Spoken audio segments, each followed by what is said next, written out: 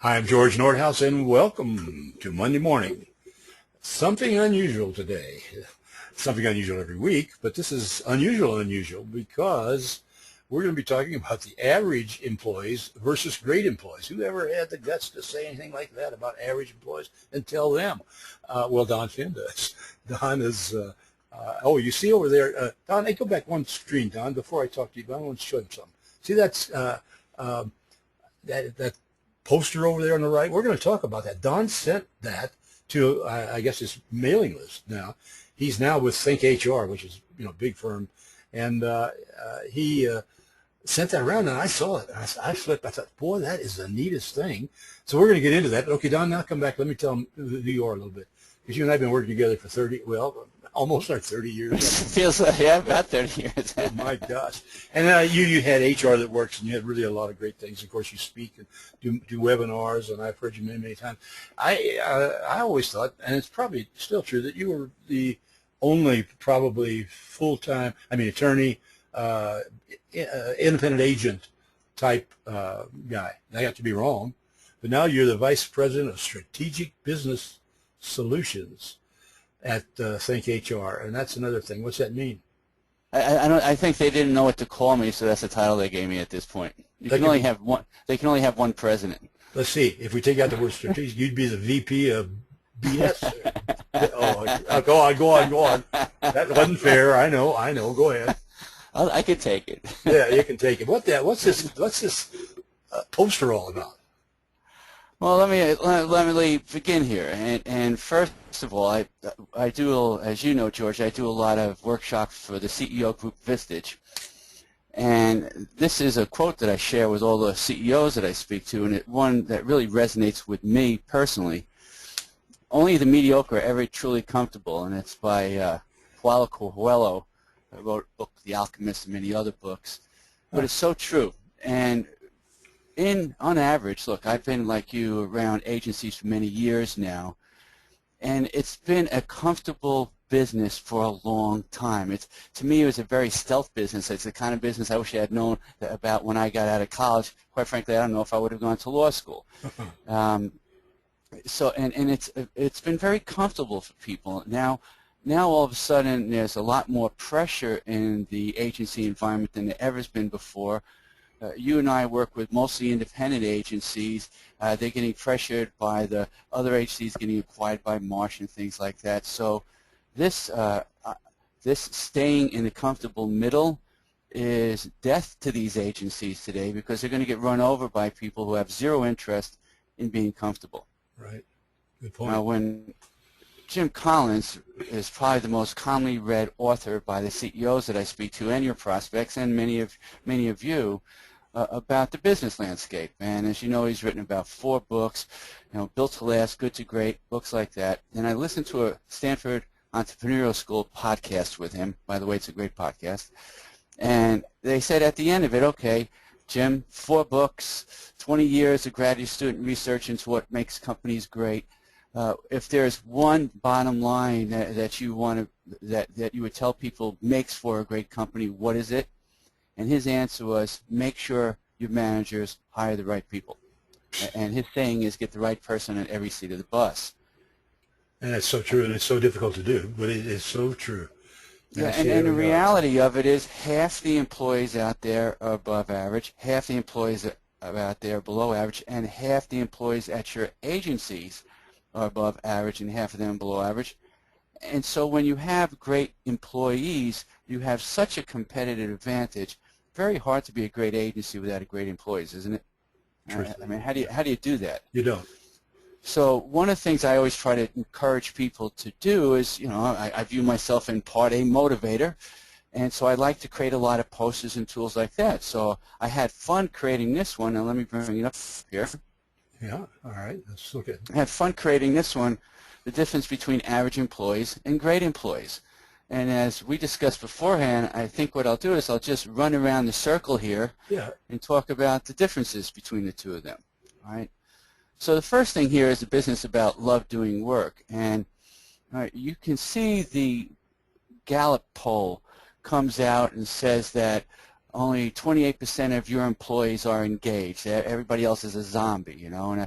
And I just read a CNN Money poll that said 48% of your people would rather work someplace else than get a raise or promotion at your company, which is pretty crazy when you think about it. Wow. Okay. That's but of scary. course, that wouldn't apply to any of us. It wouldn't apply to any of our clients. You know, that's just everybody else's problem, right? Mm-hmm. And so we can live in that fantasy land. And how do we get people engaged? So now in a bit of a buzzword, you know, we want to have people love their work. We want to have people love working with us. I think that in my experience, personal experience, as well as all the people I've worked with over the years, is that people love their work when they can use their best abilities, when they're maximizing their capabilities. So part of our responsibility to employees is to put them in a position where they're capable of success. We don't put them in a position in a box because that's how we've defined a customer service position. We find out what their abilities are and we say, okay, how can we add them to add value to our agency? It's a different way of looking at things. Yes, it is.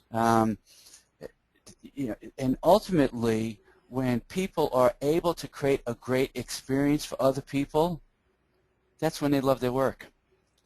We're really truly in an experience economy. You know, who do you think loves their work better? The people at Southwest Airlines or at every other airline practically, you know. You and I both know the culinary delight out here in California, In-N-Out Hamburger. I can tell you those kids love working there a lot better than any other fast food place. In the Southeast, it's a Chick-fil-A experience, you know. So how do we allow people who work for us to work in their highest capabilities and to produce a great experience for other people? When you do that, you love your work. You know, as Shakespeare said, to work we love, with delight we go. You know, and that's the environment. That's our responsibility to produce that environment as owners. Fascinating. Now the second thing here is I just finished reading George Gilder's Mental Mind Twist. It's like when I read my physics books. He talked about the fact that we are truly today in an information economy, and you're seeing this show up everywhere. The separation between the rich and poor that's going on is really one around education and intelligence. Okay, that's what's really happening. And so that's the middle class disappearing out to computers and technology. You'll have a service class and an intellectual class.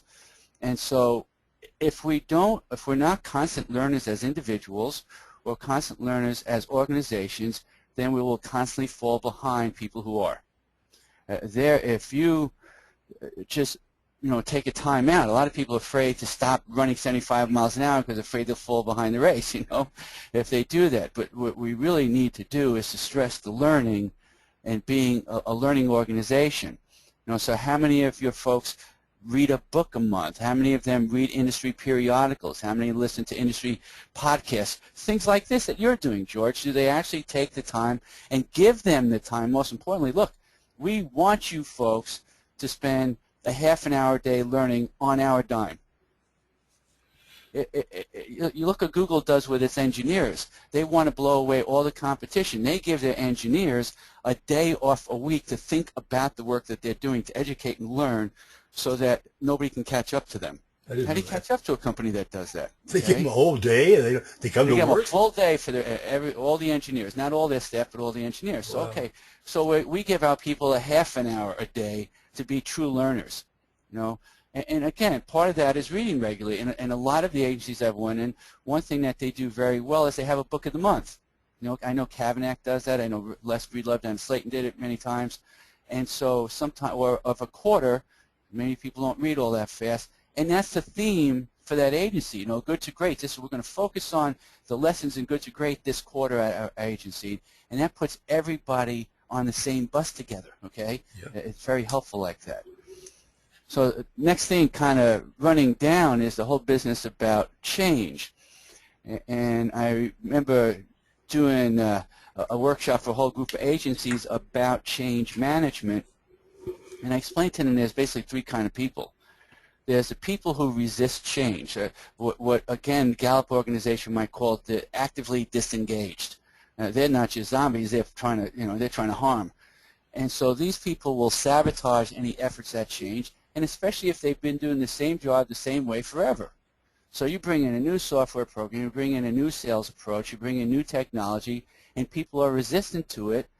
And the reality is, if those people, they're afraid, it's fear there, and they're afraid they're going to be found out as not all that valuable in the new regime. So you don't let them play victim on you. You know what the arguments are. You take them away from them, and you say, look, you know, we realize there's a transition period. We realize you're going to have training. We realize you're going to have to figure things out. But if you don't want to go with that, then you get off the bus. Okay, you let them go. You know, you don't try to turn them around. You just don't let them play victim on you. Now, the second type of people are what I call the sheep. You know, you can hear the bah, okay? They're the regular zombies, right? They'll just go along anywhere they're pushed. But that doesn't mean they're engaged. That doesn't mean they're in with both feet. So in order to get people in with both feet, we have to make their world bigger than it is. We have to provide more meaning to the work that we do. And one of the opportunities is to really engage with our clients and to find out how good service makes a difference in their life. If somebody has a bad day, you know your own personal experience, you have a bad day with a service provider, and you hang up the phone, you don't go back to happy day right away, okay? That stuff is, as they say, is paid forward. Sometimes it's paid forward when you go home and how you treat your family members. Sometimes it's paid forward on your next sales call, you know? So when people get good service, that also changes them. So that business about understanding the impact of this change and the difference it's going to make with the people we service is how you get people engaged with both feet. Now, the last type of person is the type of person who's screamed for the change, who brought in the change, and those types of people, you have to get them involved in the change.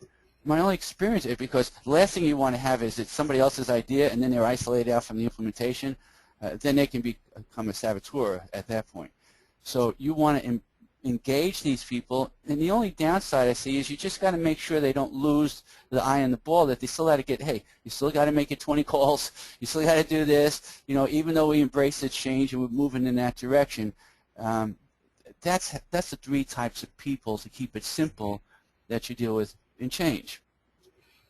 Now, when I've been going around the country talking to my broker partners, and I have time, I said, look, why don't you give me an hour with your staff and I want to talk to them. And I'll talk to them about greatness, okay?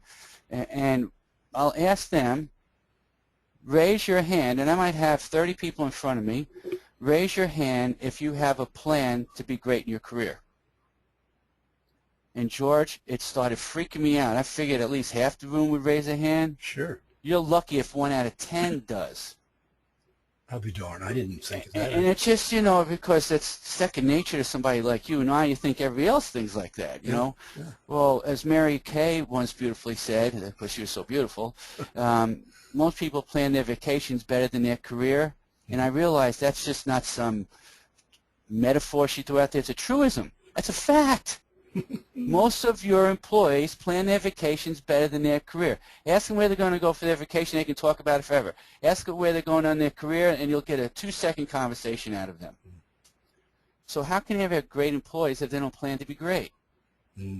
So that's where we really say, okay, let's put a plan together to make you outstanding, because they can get caught again in their own worlds. People have told these people their whole lives that they'll never amount to anything, so they just want to run to a place where they're not judged and they're comfortable. So you're going to tell them, no, I believe in you. I think you're capable of much greater things than this, but it's not going to happen without a plan, is it? So the next thing is the business about taking responsibility, and, you know, that's what I call the above-the-line conduct.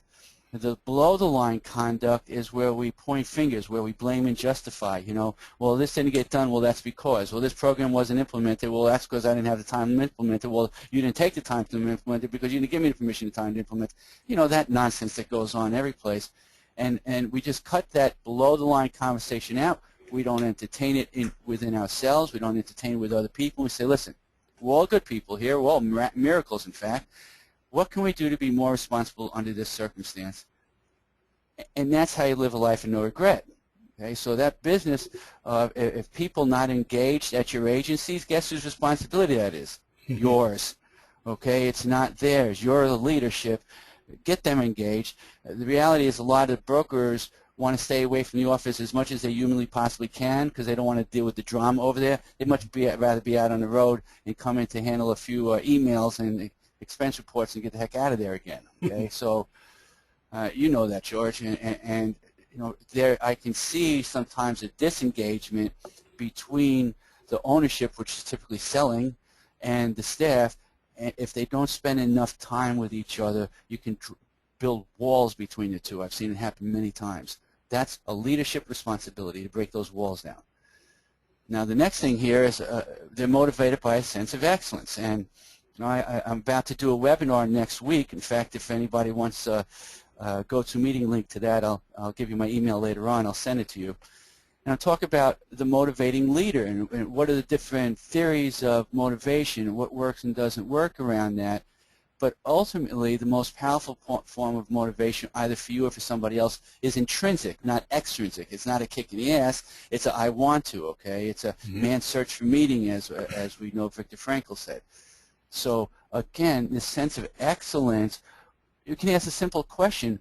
Ask somebody, what would make you feel excellent? You know, and then you tap into that understanding. You don't guess at it. You ask people. You know, you might as well ask the most powerful question. What would it take for you to feel great? What would it take for you to feel excellent? How can you do excellent work? How can you do great work? So it's not just the doing, it's the being. How do you feel excellent? How do you do excellent? So you have to have both sides of that conversation. Now, the great health habits, you know, the challenge is I've heard that sitting is the new smoking. You know, so everybody's got their stand-up desk. I went into one of the cabinet guys. He's got a treadmill down. He's walking on all day now at, you know, 1.5 miles an hour. Oh my gosh! And good for because again, I've got my weight sets and things over here that I get up every hour and move around. As agencies, we're trying to sell people on benefits and wellness. We have to exemplify benefits and wellness. We have to have integrity. So, for example, one thing I love about the Cabernet Agency here in San Diego, all the executives are very fit, and it trickles down to everybody. It's very hard to say, as a leader, I want all you guys to help us lower our health costs, and meanwhile, I'm not taking care of myself. There's no integrity in that, and people don't trust that message. So if we want to have our employees have good health habits, guess what?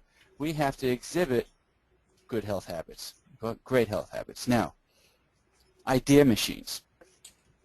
Our assumption has been, and we swim in this assumption because we haven't been told any other story, that all the knowledge comes from the top. That we go to Sitkins, we go to, you know, Press Diamond's thing, we go to, you know, Randy Schwartz's program, we go to your programs over the years, you know, learn from everybody. We think that all the learning is at the top of the organization. We'll come back from the conference and we'll teach everybody how to be excellent, okay? Well, as we know, it's a bottom-up game as well. And employees are amazingly brilliant if you allow them to be amazingly brilliant. Unfortunately, we've sent down the implicit message because of our conduct. You guys don't know anything. Don't try to think for yourself. We'll figure it out up here and exhaust ourselves in the process because you could have probably given us an answer in 2 seconds since you do it every day. So when I go to agencies in order to encourage this, what we do is a monthly suggestion meeting. So, for example, Cabinet's doing it now. So every month you get your teams together and you say, okay, what idea have you brought this month? And everybody's required to bring an idea of how we can do things better, whether you can do your job better or how the agency can operate better.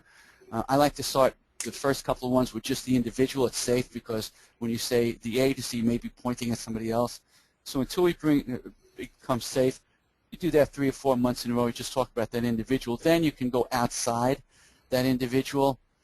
The breakthrough and the fact of constantly thinking about this is amazing. One of my favorite authors of late has been James Altucher, and he talks about trying to create 20 ideas every morning, get that mental muscle going.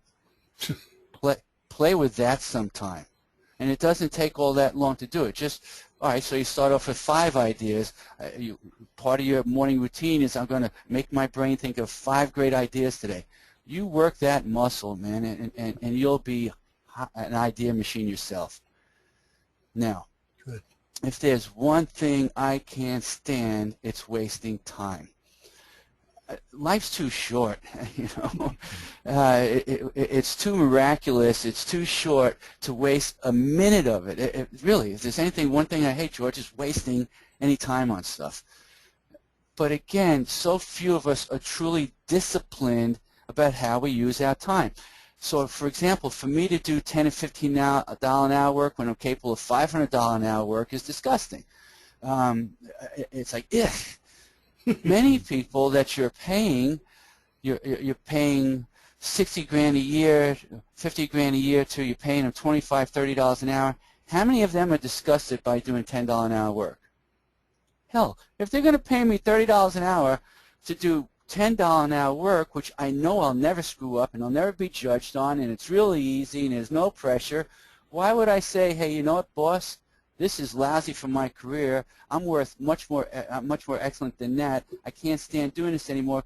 Can we offload $10 an hour work to somebody so I can start banging home $30 and $40 and $50 an hour work, grow in my career, and make you more money? How many people have come to you and said that's what they want to do? Seldom. They're rare, like, whoa, what planet did you come down off of, you know? So what you want to do is you have to go to them with the conversation. You know what I realized? We've done you a disservice in your career. We've allowed our people to do low-value work when they should be shedding that as a constant basis. You know, it's like asking your salespeople to do expense reports and that struggle that goes on every month. Okay, do you want them doing $200 an hour sales work or $20 an hour expense report work? You know, how stupid does it get sometimes? Again, one of the things that we did in HR That Works, I did a whole time management training program. I dove into time management for 3 years like a Malcolm Gladwell would. The funny thing that came out of that is I no longer feel stressed about time. I'm just very clear. I don't want to waste any of it. Now, the business about being a team leader is so important, and it comes back to a lot of what's discussed in Good to Great and a lot of the other literature and what we've all experienced. And it's something I talked about in the book Victims, Villains, and Heroes. And ultimately, the role of the leader is the hero role in the organization. You know, that should be the idea. And we think that in order to be a leader, in order to be a hero, we have to self-sacrifice ourselves, spend more time than anybody else, take on more stress than anybody else, control more than anybody else, and that makes me, and tell everybody what to do so they can be successful, that makes me a leader. No, it doesn't. It gets you burnt out is what it does, and regret the work that you do. The goal of the true hero is to allow other people to become their own heroes. The goal of the true leader is allow other people to become their own leaders. Okay? And the people that have done that for you in your life are the most amazing people that you've had in your life, whether it was a mentor or a grandmother. Okay? So, you know, parents, it's very hard for them to do that because they're in such a control relationship with you. It's people who don't have that relationship with you that can actually do that better than most parents can. And that's most of the people I'm talking about are those people. It's the rare few who are lucky to have a parent like that. So if we're going to be a team leader, then we got to play team. Everybody on a team's got to be a hero. I'm not trying to be a hero for the whole team. And that's the fundamental emotional shift. It's not a logically this makes sense. It's an emotional shift because it is so scary to give up control. So scary. And the last thing of all is don't be a stick in the mud. Who wants to work from one? I remember years ago, George, when we used to do these depositions in these big law firms downtown, and they had the big conference rooms, and we'd be in there and their fancy trappings and the Chinese vases and everything, and these well-suited attorneys would walk by and look at us in the depots, and they would just look so serious. I'm serious. I'm a serious lawyer. And we used to call them headache attorneys. They just looked like they got a headache, you know? And we'd laugh about it. It was a shortcut, headache attorney. We all start laughing, you know? Stop taking yourself so damn seriously, you know? Life's too short again. Be somebody who's actually fun to be around. We get confused. We think that we can't be a serious leader if we're fun, you know, can't get too close to those people. That's nonsense. You know, humble yourself, be fun to be around, and you'll have people that want to work for you and give you their best. Boy, that's great, Don. I love it. Or you can have the employees on the other side of the line, huh? Yeah. I can see every one of them is just the opposite of the one on the right. Oh, man, that is really meaningful. What do you suggest agents do now?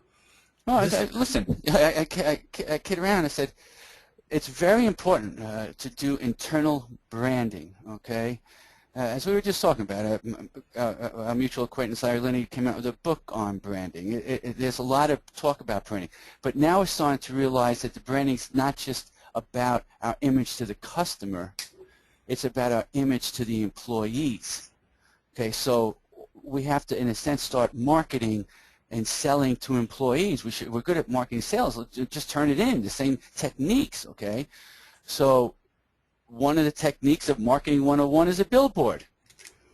You look at the billboards you have about the employment situation in your company, chances are the only one you have is the thing in the lunchroom that tells people what the laws are and what you can't do with them.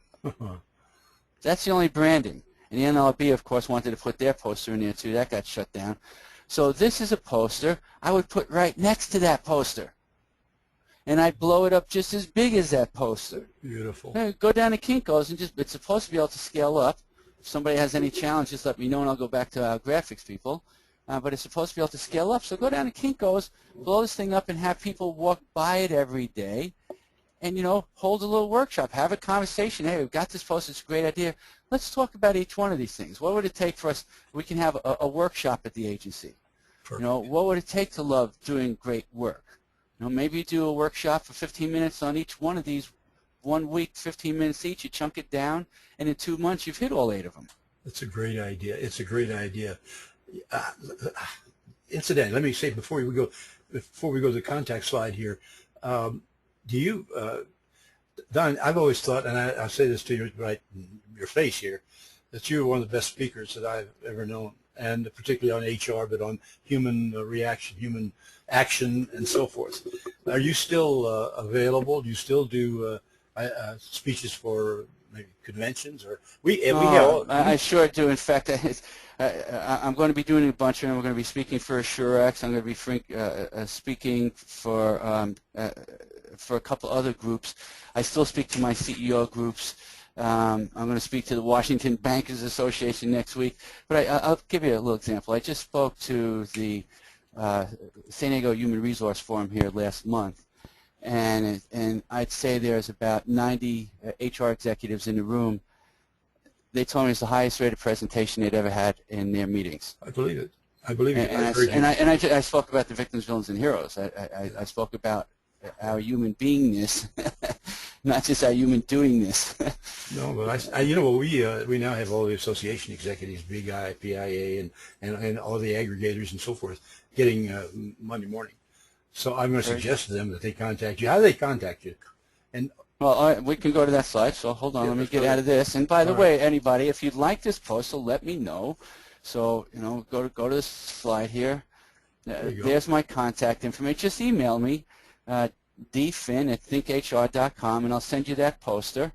If you have anything else you want me to send you, let me know. If you want to know about ThinkHR, and by the way, you should know about ThinkHR, the very cool thing that's happening now is we're going to merge the very best of HR that works into it. We're going to improve what ThinkHR has, and what's going on with that program will blow away what's going on in the entire HR industry. I know that for a fact.